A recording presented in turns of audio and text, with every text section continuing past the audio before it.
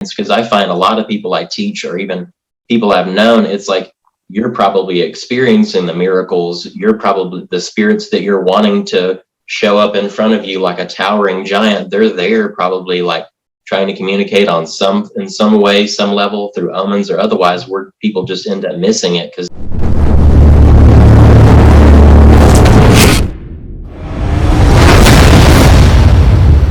Welcome to the North Witch Podcast with your hosts Azariel Flame and Sandra Von Hollen. In this podcast, we explore all the things that can help us to be better and improve our lives in body, mind, and spirit. Looking at everything from witchcraft, sorcery, woo-woo, spirituality, biohacking, the mundane, and everything in between.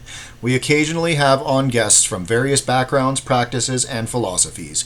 We welcome everyone from all walks of life, from the left-hand path to the right-hand path, from the medical to the holistic, from the woo-woo to the scientific, and everything in between.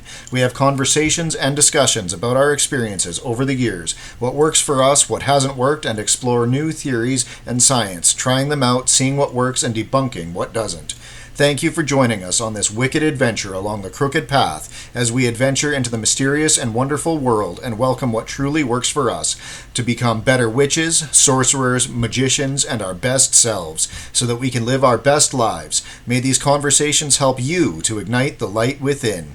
The views expressed by our guests on this podcast do not necessarily reflect the views of us here at North Witch Magic Co. All of the information shared on this podcast is anecdotal and shared for entertainment purposes only, and does not constitute medical or financial advice. Always consult a doctor, physician, or professional in their field before trying any of the things that may be discussed on this channel. Magic and holistic healing should work alongside allopathic care when necessary. Hi, everybody, and thanks for tuning in to today's episode of the North Witch Podcast. Today we are here with my favorite devil, Adam Darkley from the Devils Conjure. And how are you doing today, Adam? doing pretty great. Thanks for having me on. You bet. We're happy to have you. Today we're going to be covering everything Devils Conjure and what's going on in his world. And we have a couple questions from our Patreon listeners, so we'll throw those in as we get going. So thank you all for tuning in, and we will get going here. So, Adam, I know you just did the Austin Witchfest. How did that go for you? That was really great. Yeah, it was my first time doing like an in-person presentation. I've taught online for years, but I've never been into like a conference and presented like in front of a group of people in that setting. So it was definitely interesting, but I feel like it went really well and everyone loved it. And then we had like a bit of a booth, and it was cool meeting some other people that had been in it for like 20 or 30 years longer than me. That it's just kind of like I've been reading their books for a few years, and it was an interesting experience overall, but they had a hell of a turnout. So that's awesome. It's nice to see that these conventions and their stuff are starting to get going again now that the C word is starting to go away a little bit. So on the note of teaching, I know that you've got some cool stuff in the works here for later in the year. Did you want to maybe talk about that with the listeners here? Sure, yeah. And so I've been teaching on and off through Devils Conjure for a number of years. I've been offering, things as far as like actual, online or recorded classes, one-on-one mentoring, especially through like my Source for Hire monthly service now. That's become like my number one service, where, some people, they really jump in for spell work. Some people need spiritual guidance, and some people honestly just need that weekly or bi-weekly, like one-on-one mentoring for whatever they have going on in their own path. But later on in the year, it's something that's been in the works for at least a decade, if not more. My husband and I, Darian Darkley, we are basically launching Darkley's School of Witchcraft, and so it'll be basically a platform that serves as a school to offer digital classes, as a forum, as a community, and much more. It's something that I feel like that many of my clients and people that I've worked with are kind of like hungry for, something that is sort of like an all-in-one encompassing school that, it's obviously not focused in every topic or path, but we will be covering basically like the foundations of sorcery and beyond. And then with that, we actually are something that me and Darian have been working on in the past few months is our new podcast called Speak of the Devil. And so this will basically be the podcast, the sort of radio show, if you will, of the school, to broadcast all kinds of, stuff as far as like topics for our shows and sort of promos for the school and things like that. But most specifically like witchcraft, and different topics focused towards that. And then Darkly's Curiosities will essentially be the store of the school itself. And so we'll offer various tools and different materia through there. So it'll be sort of like us bringing together sort of like our empire, like our conglomerate, I guess, if you will. So yeah, that's awesome. Exciting. That sounds super exciting. So then when you do that, are you going to be continuing with the Devils Conjure online store as well, or is everything going to be switching over to Darkly's? So I think Devils Conjure is sort of like something that even if I wanted to change it, I couldn't. Like, it's sort of out of my hands in a sense at this point. But I will say that Devils Conjure will continue to evolve in ways that have been in the works for a number of years as well. I have a lot of like sort of a new, like, I'll always offer, materia, like, between like folk magic all the way to like astrological and like starry oils and things like, and materia in that way. But I think I want to move more so in the future towards offering more like limited quantities and batches and things more so focused towards the allies of the devil.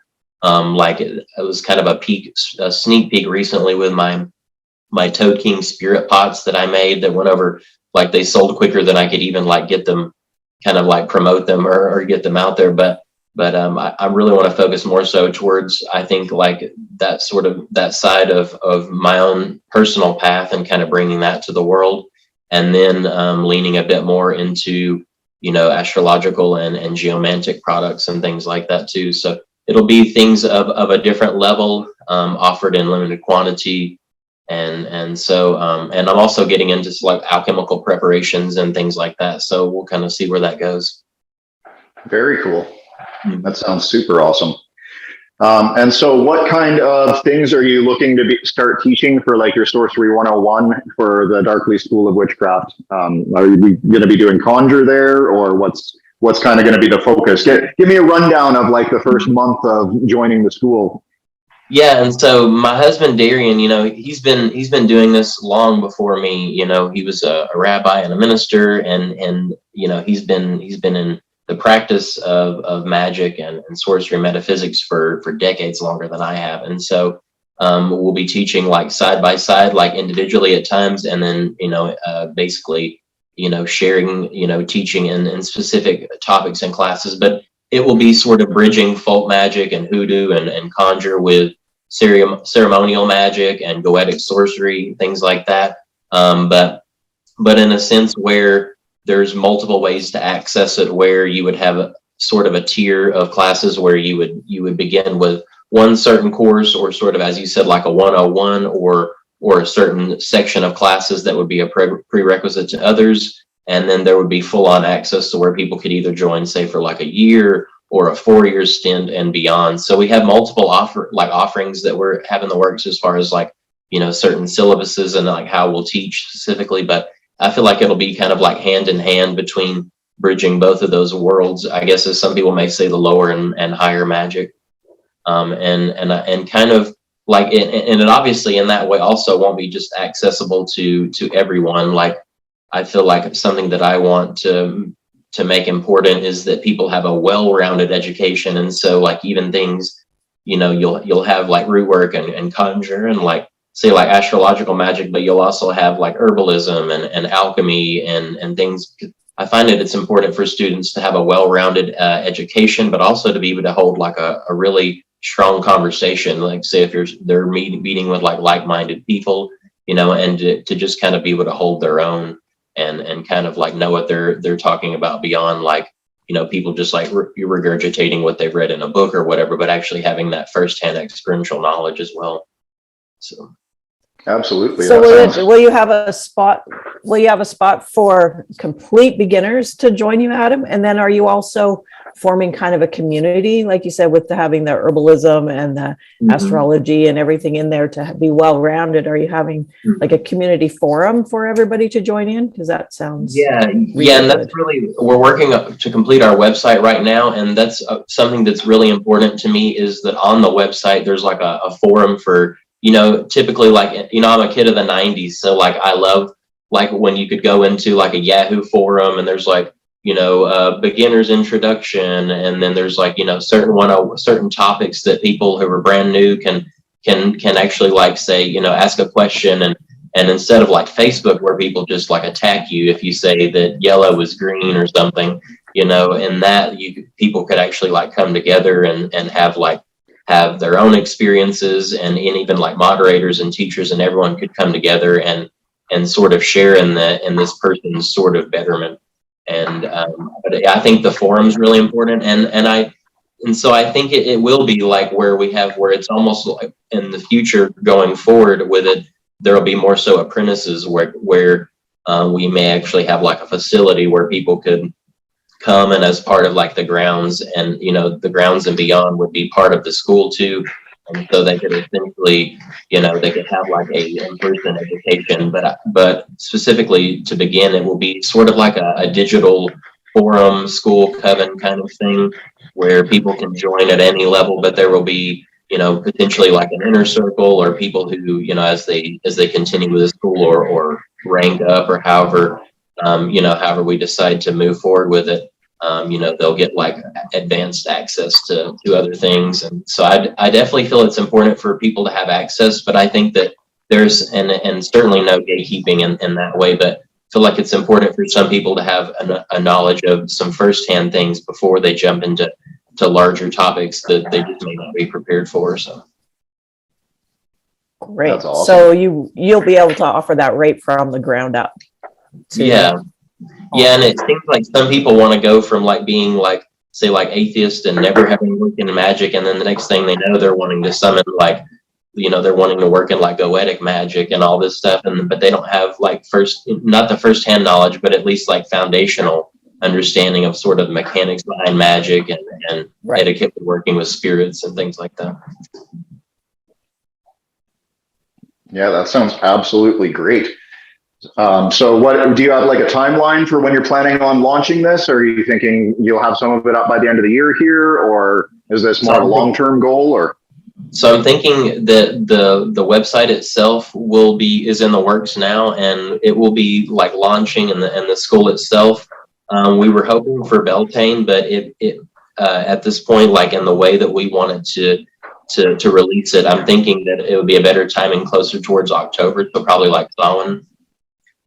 And then like we're working on like the Speak of the Devil podcast. We have multiple shows that we're working on like social medias and things like that at this point, and kind of integrating and connecting everything.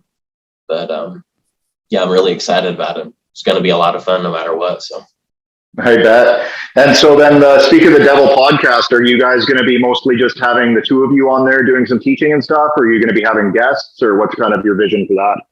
So far we're going with like about 15-minute sessions, like for those, and they're typically like specifically focused topics, like things that are big questions, like of people that we know in the community, or questions that we've sort of had for a long time, that we know are some sort of hot and heavy topics, and then really touching just about magic and sorcery and spirits and beings in general and all that fun stuff. So it'll be sort of like a hot occult chat session.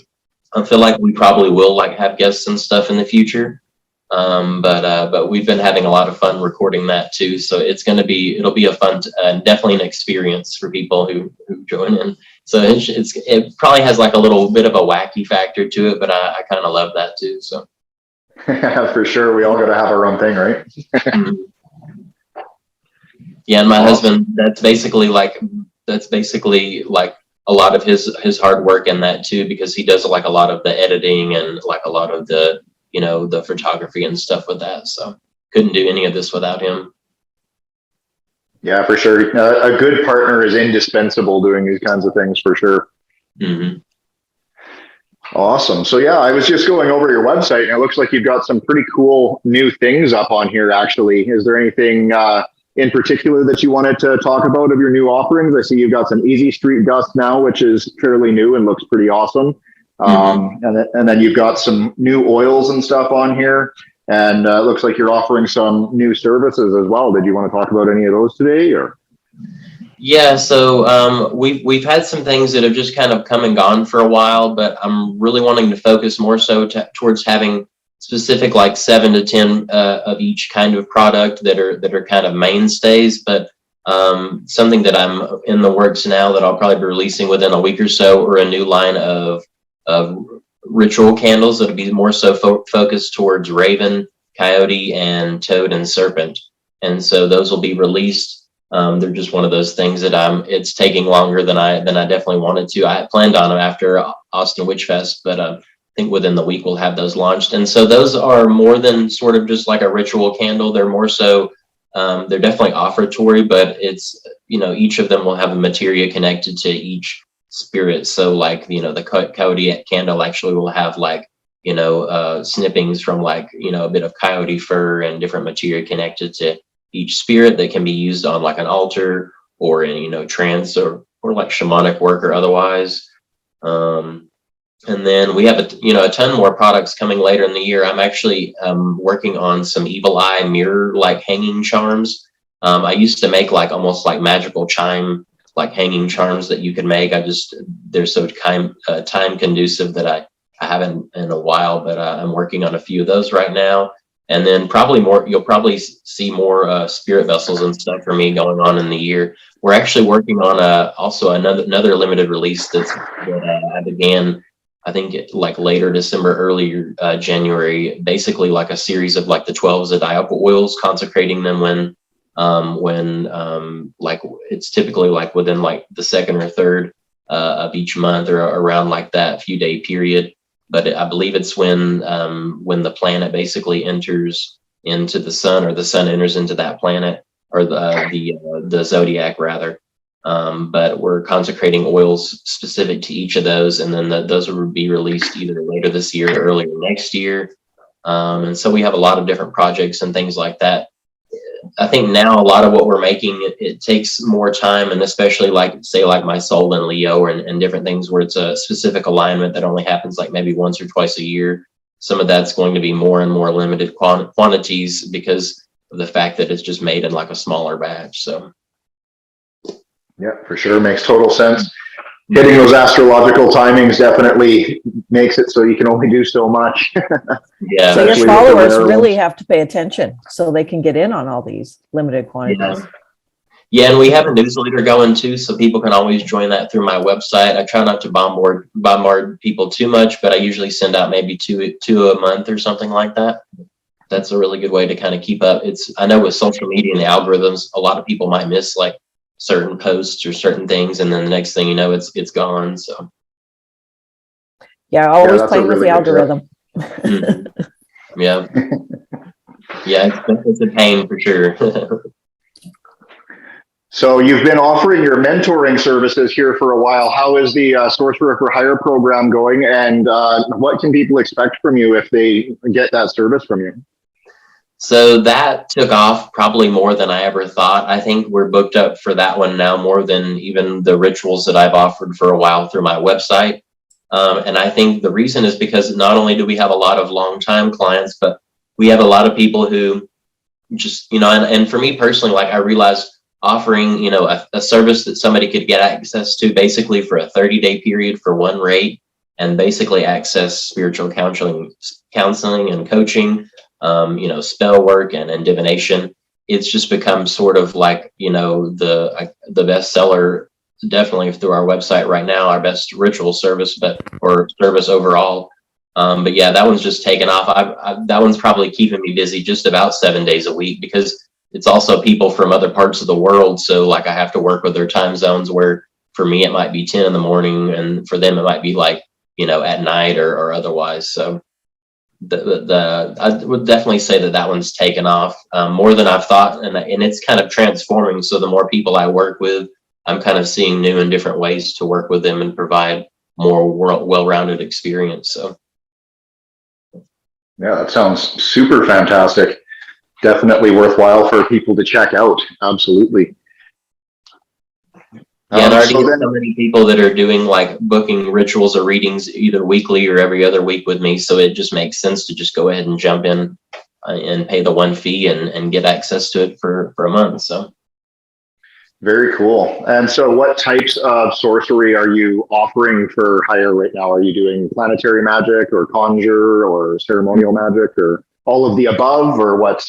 Yeah, I would say all of the above. I kind of go back and forth just because I'm kind of OCD, so I'm always messing with my website and kind of seeing like what people, as far as the analytics and our people that are usual clients, like what they're really kind of going after the most. But I would definitely say, you know, our court case and justice magic, like as far as the root work aspect of it, definitely is probably like our most booked, as well as the with ceremonial magic, like our Jupiter and Venus rituals. So there's a lot of our clients are not only LGBTQ, but they're people of color. And so we just seem to have a lot of love and money and justice and a lot of people wanting to dominate their boyfriends and things like that. So for sure. Did you have any other questions there that you got loaded there, Ma? You haven't been talking here a whole lot. I'm just soaking this all up. It's a lot. I'm just curious how people get started with you. It's just so interesting. Yeah, usually it's a phone call or I'll get like an email that I find in my spam folder that disappeared for a month, and then you know, I'll finally get a hold of the person but basically a lot of people just end up calling me or contacting me through social media, and then we just kind of figure out what that individual person needs. You know, some people, they only need like maybe one ritual, maybe they just have like, you know, maybe they just need like a hot foot where they're dealing with like an abusive husband or someone they just need to get rid of, and then we kind of part ways after they get what they needed. And then I have people who, you know, we started Devils Conjure basically, you know, the late part of 2019, so about August 2019, and you know, it's just kind of taken off from there. But yeah, I would just say that I was kind of lost my train of thought there for a second, but yeah, you were just asking basically like how people get a hold of me or how people jump in working with me. It just seems to differ from each person. So some people, you know, like I said, that's what I was saying, is that people have been working with us for a number of years, and then some people it's kind of like, well, it was nice to meet you, and they got what they needed and they moved on. So that's always cool. Right. Yeah, Very wide cool. open, right? And then one person leads to another, and so on, right? Mm-hmm. Yeah, and then some days I'll have like 10 phone calls back to back, and I'm like, what's going on? The money magic's working. That's what's going on. Yeah, those are great time zones when that happens. Okay, so you also offer readings. What kind of reading services do you offer? I know you do cartomancy. What else do you do, or what can people expect if they're hiring you for a divination session? Sure, and that would definitely differ from probably like person to person and situation. I used to offer, like, I am a medium, but I used to offer those services. I don't really anymore, because you just end up with some really irate people who don't like what their ancestors have to say. And basically, like, they're asking a question and they're hoping to hear another question, another answer from their grandma or their mom, or they thought they knew one side of the story and the dead person says something completely different and they don't like that. Or, you know, there's just, I feel like with that, you know, I'm not comfortable, like, at this point offering that, like me personally. The world's kind of volatile definitely right now in that way too, but I definitely offer card readings, like cartomancy, as you said, usually 30-minute 1-hour sessions, and with that a bit of intuition and a bit of card reading. I offer life path and sort of destiny readings, or I also do like a year ahead readings, where we can kind of take a look at what to expect, like a projected a year from now, and kind of see as far as like business, love, health, and all that stuff. How did you get started in this, Adam? Do you want to go back and take us back in your journey, Yeah. how you began? And so really, like I grew up around a family of, I wouldn't say like they were really like charismatic in that way, but I basically grew up in Tennessee, like in the foothills. I grew up like in McNairy County, in a town outside of town called Raymer. And so a lot of my family on that side of my mom, they were all like Southern Baptists. But, and as I got older, there were so many stories. And especially as I got older, I realized that even like my mom's mom, my grandma, that she was basically like a healer. But I grew up in that. And then I also spent summers and time on my dad's side. And so they were like Catholic and Methodist. And so I spent a lot of time in church, but I just knew that even at a young age, without knowing why, that I didn't really belong there, that it wasn't a place where I really felt like, if I had a connection to God, it was kind of like it wasn't there. And I didn't know what that was until later on. But I had a lot of experiences as a child too. Like I drowned twice when I was like 3 years old. I had an experience when I was younger, kind of a crazy guy that my mom was with at the time. He basically like poisoned me and my sister, but it was with like psilocybin from it was like from cow patties or whatever, because we lived like out in the boonies at the time. But it was this whole crazy situation. But after that, some of those situations, it's almost like they kind of kicked me in the butt towards more so leaning, I feel like, towards like walking in this path, and or at least how I practice and experience it now. But I would say, as far as like how it all really began, like willfully, would probably be around when me and my husband met. We met, and then basically like we got together, and then he had been in the occult or metaphysics, or sort of the, as I said before, he was like a rabbi and a minister for a number of years, and had all these different experiences, and was even at the time he was like researching magic and stuff just to learn the sort of from the other side of it, had to learn about magic, or to sort of learn the inner workings. And then at one point he left all of that and just full on, like stepped into being a witch, and he'd already experienced all this stuff, and he just realized that he could do that outside of Christianity. But essentially at one point after we met, he took me to like one of the first occult stores that I'd ever been to. And I'd read about, when I was like in my teens, like Buddhism and even like Wicca at one point, and like just read about and researched certain things, not really knowing. And then at some point it's just like things clicked, and I'd already had these experiences of basically dying and coming back, and just weird weather stuff. Like one experience when I was a kid, I was like 4, and we were going to head into town. And so we lived way out of town, and the drive into town was miles. And so, essentially like it started to rain, and I knew if it would rain that we couldn't go to town. But I basically like at the time, I just like prayed as hard as I could, like as a child, like that it would stop raining. And it's like, it went from like a downpour to where it's just like, it was almost like the rain, I wouldn't say it went upside down or like just all about disappeared, but it's like it went from like gloomy and raining outside to where it's almost like the sun came out. And I've had experiences like that through my lifetime that was enough that when I think back now, I'm like, I've been like, this is what I've been doing the whole time. I just didn't know what the hell I was doing. And so, but it's just one of those things where one thing leads to another, one situation to another. And then I think I experienced enough weirdness, and then had his support and was learning, from this occult store, and had learned stuff over time. And it's just like one thing led to another. And I really, initially, probably about 10 or 11 years ago, I was learning, herbalism and shamanic healing, ecstatic states, and the use of entheogens, and then kind of set more into like herbalism and alchemy, and then more so into, and kind of held off for whatever reason from like just full on doing magic for a point in time. But then when I jumped into it, it was like only natural, and I felt kind of foolish even for not having, began before. But yeah, it's just kind of one thing led to another. Awesome. Thank you for sharing that. Mm-hmm. Yeah, it's been a wild ride for sure. Well, we need those things to guide us, to get us there, right? Mm-hmm. For sure. Absolutely. So do you have any tips or tricks for people that are looking to get started on this path? Do you maybe have some things that you stumbled with when you started that you can suggest people avoid? You know, can you kind of give a layout of, if you were to start all over again, how would you get into this, and what things would you not do? Yeah.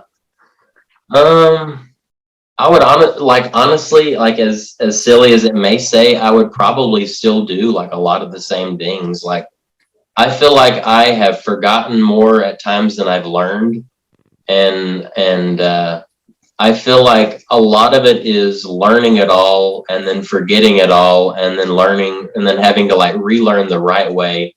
And it's all like, it's kind of like that point and frame of reference. Like, it all depends on where because that's something recently that I've been thinking about, and I've been talking with my husband and others about too, is, some people say they'll start in Catholicism, or they grow up as a Catholic and they step out of that and they want to say like, they want to be a witch. And then the next thing they know, they start like finding themselves almost like coming back full circle around to Catholicism again.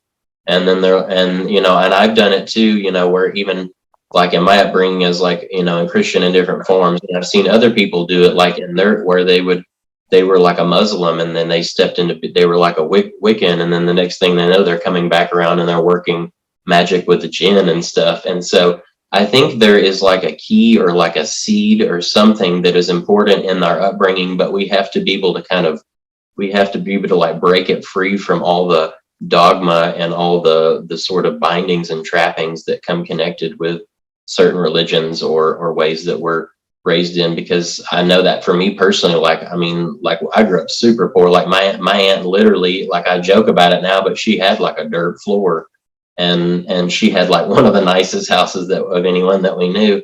But I knew for me personally, like I felt like I grew up, and really this is something I've had to break free out of doing magic too. And that, whether it's people want to call it the scarcity mindset or one of the many other things, like doubt or fear or envy even. But for me, I felt like I didn't deserve more because all I knew was sort of like lacking and always kind of having to scrape for more. And so for me, it was actually spirits that came forward and were like revealing stuff at one point. And I actually saw myself like at points in the future, like beyond where I was at the time, like even beyond now. And it was like, at some point it was like, well, that's the truest thing that I know now. And so no matter if I felt like I grew up poor, like I can be far more. And so I feel like it's the narrative behind everything that we believe, that, our identity and how we grew up and how the world perceives us.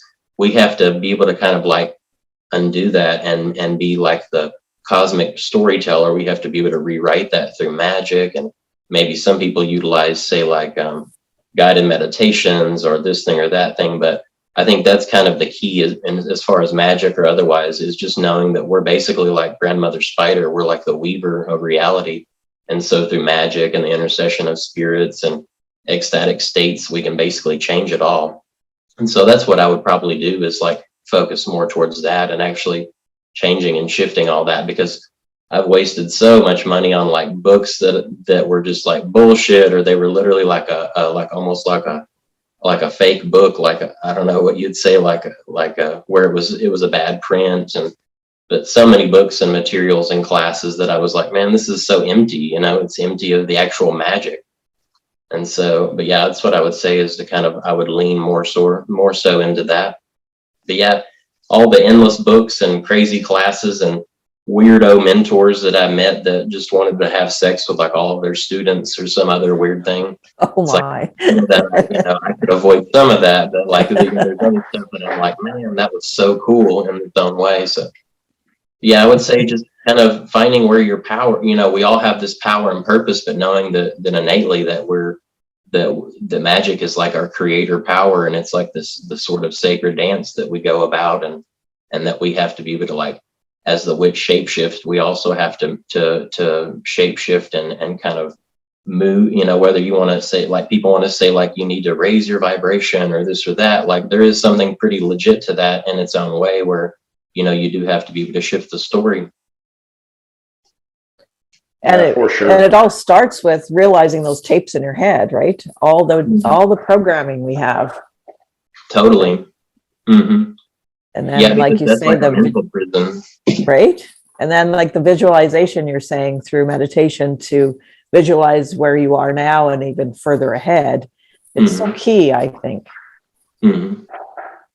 Yeah, totally. And we're usually our biggest blockage. Usually it's just we have to sit away from stimuli and the world and be able to like and be able to realize too that we're also having that experience. Because I find a lot of people I teach or even people I've known, it's like you're probably experiencing the miracles. You're probably the spirits that you're wanting to show up in front of you like a towering giant. They're there probably like trying to communicate in some way, some level through omens or otherwise, where people just end up missing it because they expect it to be like the Lord of the Rings, where, you know, like some giant just, you know, all of a sudden is in front of you, and those experiences do happen in ways, but it's like, I feel like a lot of it's really subtle too, and people can miss it, wanting it to be something grander than it has to be. Oh, absolutely. And that's that you have to sit and be quiet and unplug and listen to those and stop with the big expectations, right? Totally. Yeah, I think for that's sure. where the biggest things happen. Yeah. I don't know how many times I've been talking to people and they say they do a spell or something, and, you know, I don't think it worked because they didn't show up to physical appearance. And it's like, well, they don't always show up in physical appearance. And I hope you completed that spell and treated it as if it worked, because they were there. Yeah. Totally. Do you have any tips or tricks for people for picking up on subtle beings, since we're on that? You know, like I said, people always seem to think that, you know, they're doing a full Solomonic evocation and the spirit's going to appear in the smoke before them and whatever else. But my experience has certainly been different, and it sounds like yours has too. So do you have any tips or tricks for our listeners on how to begin perceiving these subtle beings? Because they can be very subtle at times.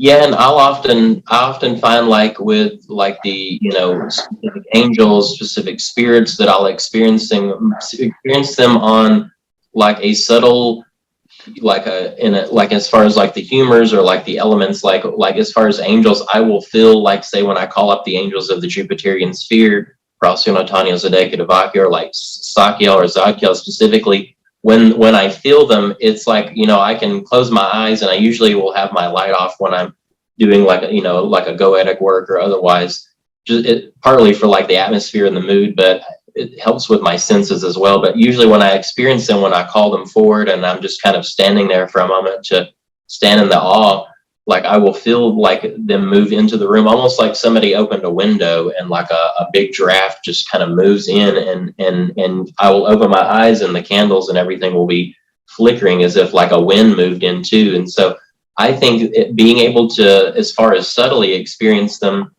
you know, some of the things that really have helped me are some certain like shamanic techniques and things that I've learned as far as sort of like, or even like energy sensing, like being able to sit with your body and feel into your body and like sense into different areas that you may be holding like certain emotion or certain, you know, burden or tensing up, and being able to, because me personally, like once I was able to sense into myself, I could more easily sense into my environment. And so knowing kind of where you're at, that will also help when you're calling up spirits, or say if you feel like you've become under the influence of a spirit or whatever as well. But I find just kind of feeling into where I am, and then literally just sitting like in a room with no draft, you know, maybe a light, but just kind of sitting there. And, you know, experiences like going into the woods at night and just kind of sitting there and being like overcome with sound, and then going into a room where there's no sound at all, and then being able to just kind of feel out. And typically for me, how I feel energy and the astral world almost like water. And so I can almost sense, like I've done it to such a point, and to me, like I experience almost like a ping going out with my own energy, like a Doppler radar. And so it's almost like the more you do that, and the more you sense or work with energy on a certain level, or maybe, you know, some people will do like the technique, like where you'll try to visualize like an energetic ball or some other kind of thing, and you just really learn to move it. It's like being in a pool, really, where you're underwater and you feel the resistance, underwater, and you can kind of sense that and move it and change it. And those are some really simple ways that you can just learn to kind of subtly experience it. And then really just being in that place, like going into nature and sitting somewhere really quietly, you know, under like a tree and closing your eyes and just kind of like hearing it all play out. And then with your eyes closed, imagining the mental screen, and then actually like letting your mind fill in the details, or let your mind, you know, try to like perceive, you know, what might be going on.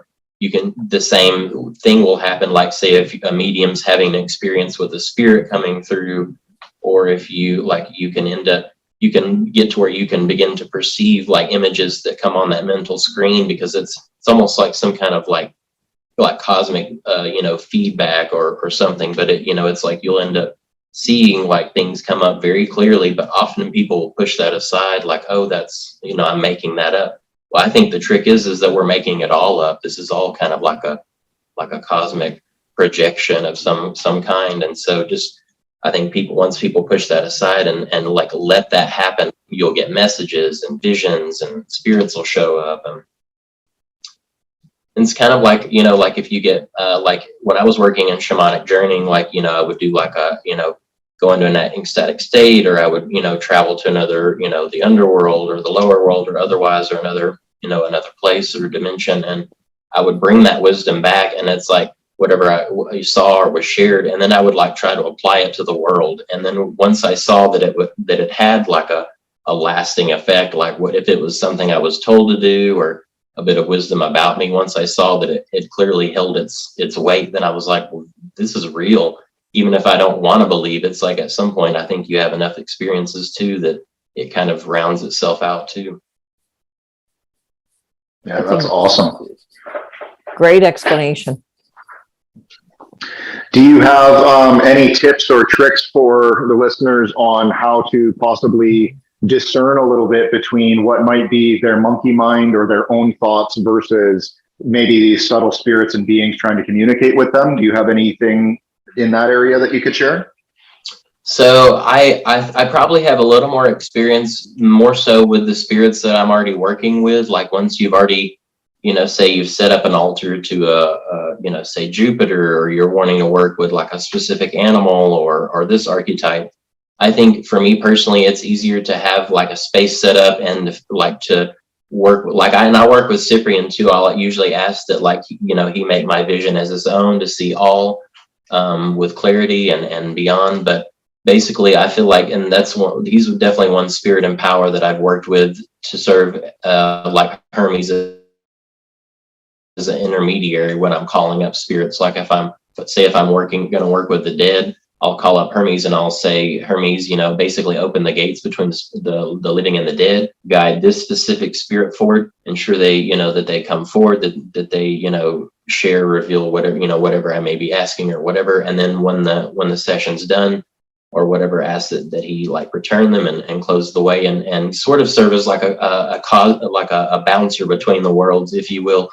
But I find that's one way too, because then if you end up having less, if you don't, you know, it's a lot different if you have like, you know, Fae and dead and all these spirits of the land and everyone that's kind of everywhere. If you have like an intermediary spirit or power that you can kind of ask to almost like kind of part the way and let this spirit come forward, that's definitely like one way. And that way you have less going on and you can kind of feel in. I would say that's definitely like one good way. But as I was saying, like if you're already working with a spirit or power, like on an altar or a practice or something like that, one way typically is that you will get to feel like almost like when someone knows a loved one has entered the room, you can almost feel, you connect like an emotion or a smell or something, but you can sense them.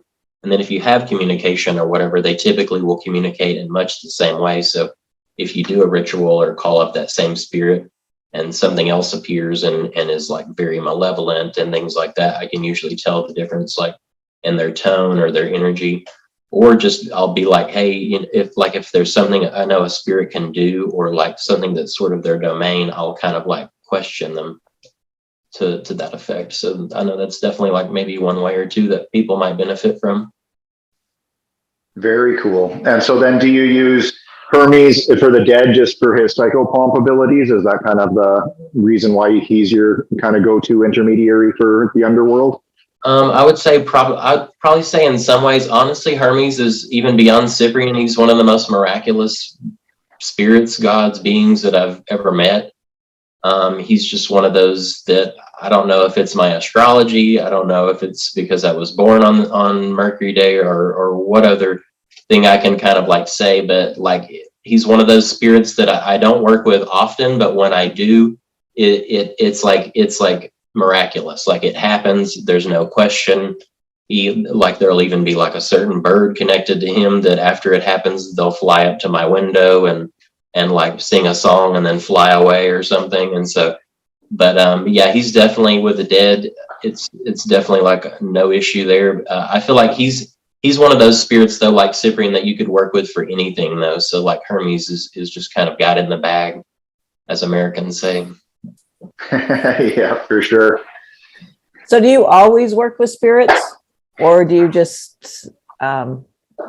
be and let it come? I would say they makes probably sense? want to nowadays work with me, if that makes sense. That's probably where in like the whole, where I claim the title and power of the devil. It's like, I feel like now things are in a certain point where more so spirits come to me and I don't really like go seeking or anything. I kind of work with different spirits or gods or angels, whoever, however it comes in the moment. But a lot of it is just that I have such a working relationship with spirits, like say like Jupiter. I was working with him like 8 years ago when I didn't know half of what I know now, and had this big altar and was giving all these offerings and all this stuff. And then at some point, just like basically I just like kind of cut ties with him for like a couple of years because it was in that moment and I needed it in my life. But he was basically, as Zeus does, he put me through trials, and so like things in my life were just like going to hell, and I felt like I was Hercules going through like all the different feats and stuff. But I would say like more now, so I have certain spirits and ways that I work, but I don't know, it's so natural. I guess I don't even think about it nowadays. It just kind of is.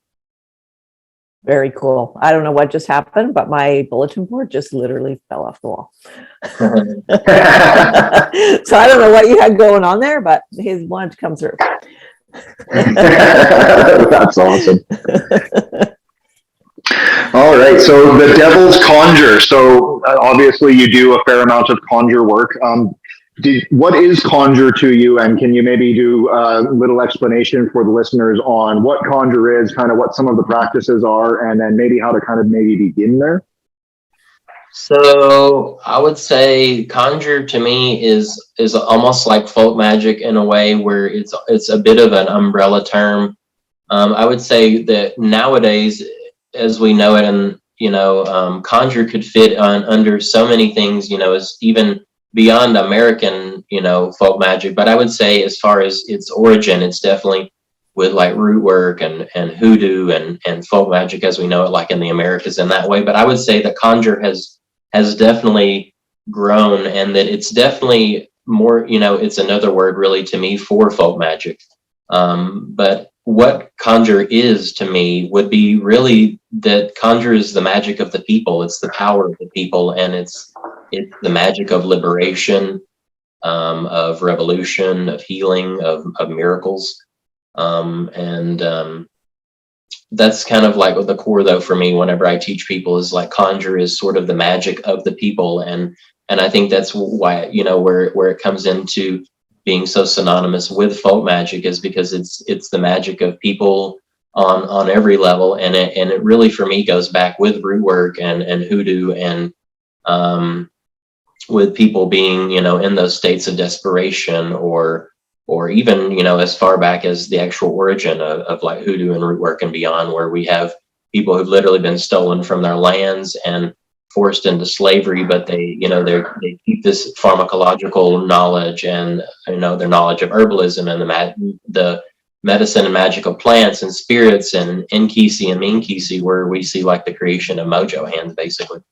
But I would say that, to me, like I guess to circle back around, conjure is sort of the magic of the people, of community, You don't really have, it's not really the same without community. And I think that's why Devils Conjure is so important, because it's more than just like me and of course my husband, but and a bunch of clients. It's people that we worked together for years, and even the clients of clients have become friends. And like now we're like this tight-knit community, and that's kind of like the evolution into Darkly School of Witchcraft as well. As it's people that we have these time-honored friendships now, like clients who become friends, and we watch them have babies and go on to get married and all this wonderful stuff, and it's kind of like a circle, and so I think that the Conjure is community, and that's why it is so important and can be so miraculous when it's used wisely.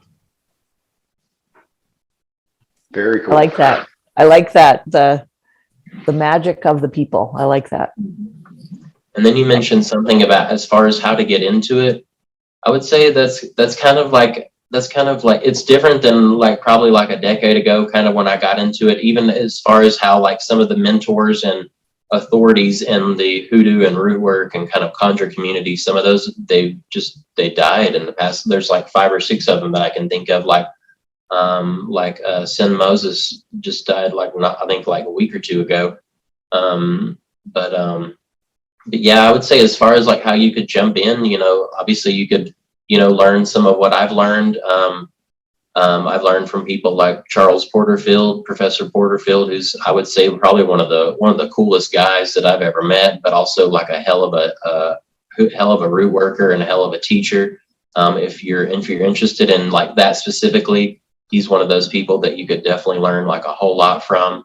I know Ritualcraft, they also have the Ritualcraft school, and they do teach a lot about Conjure there as well. There are a lot of good books that are around, like Playing Card Magic by Porterfield, Candle in the Crossroads by Orion Foxwood.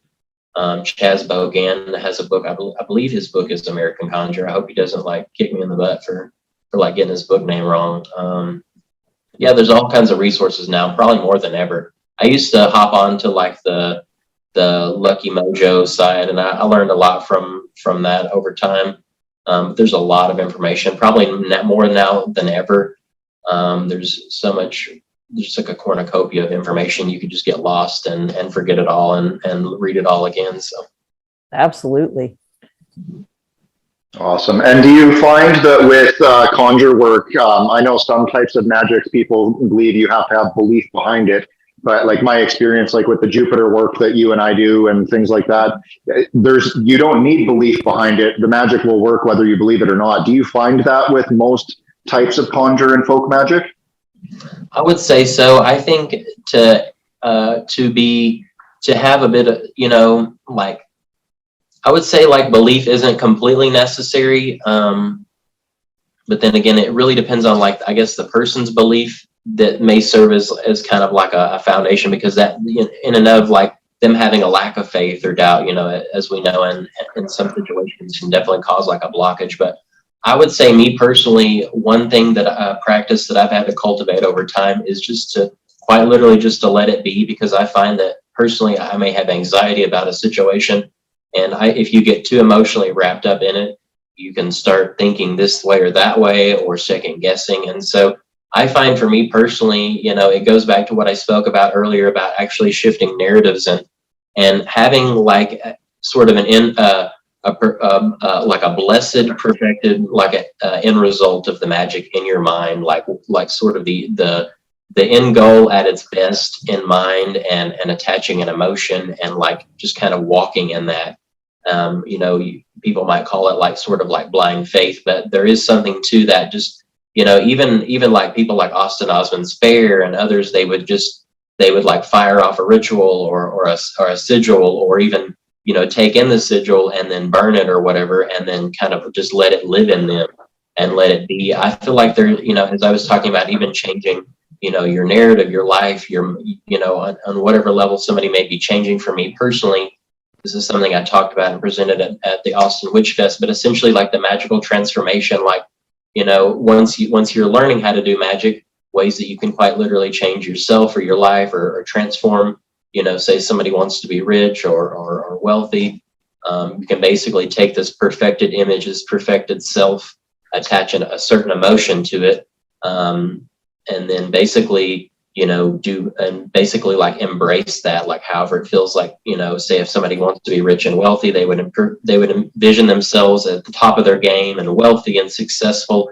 attach an emotion, much like awe or bliss, which I find is a great connection to our power, especially through and with magic, and then sort of walking in that, and then kind of living and breathing that, because, as we were talking about earlier, like Sandra brought up, it's like quite literally rewiring your mind, and how you think and all of that as well. And so I think it's a lot of things. I would say definitely with like Rootwork and Conjure, if somebody's just doing a work and they really need it to work, and they need some money to come from anywhere because they owe rent tomorrow, it's going to be a lot different for somebody who's, say for us, we're prospering. It's going to be a lot different for somebody who's, who needs money to like, pay bills or something, and they're really banking on it.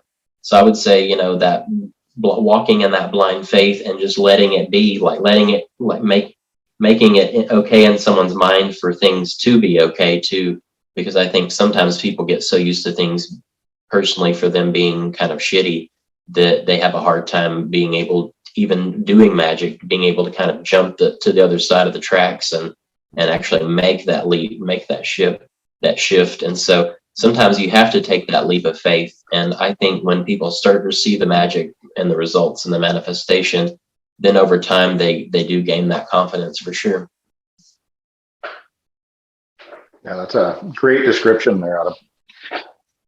So I would actually say that you actually have to have some belief, really, through all that explanation. Like Justin, you started to say that you don't always have to have the belief, and then through all of that with Adam, I think there has to be some belief. Yeah, You can't just stay in your negative state without believing it's going to be better. So I think there has to be some belief. Yeah. Get going. I think that's why I feel like hope is such an undervalued thing as well, because there's something to that connects to like our baser state. And so I would definitely say like there needs to be some kind of belief, but I would say like at some point, like even for me personally, I knew like that I didn't have any belief, but I knew, but like in my bones, it was like there was no room in my life for it to not take place. And so I think, maybe that is where that belief or that hope comes in for sure. I think so. It has to start, I think. Mm-hmm. Yeah, it's like an acceptance, belief and acceptance, right? Yeah, there has to be almost like an A to B, like you have to at least believe that something, that it can be different. There has to be something in your mind where it's like, oh, like where you, like I said, you can kind of jump tracks and move on. I think it maybe whether it's dimensionally or however it works, like where you kind of almost like jump ship onto like a new level. So yeah, I think so. I'm really enjoying your explanations. It's awesome. Well, thank you. Enlightening. All right. So where can people find you if they are looking to get your services or buy some of your awesome curios or whatever?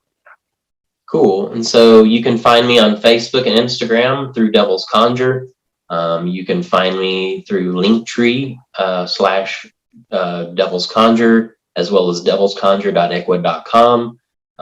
You can find out, you can email me at devilsconjure@yahoo.com for, any inquiries, custom rituals, products, if you have questions about my services, anything like that. And then to also book a consultation. I do a lot of consultations over the phone with clients.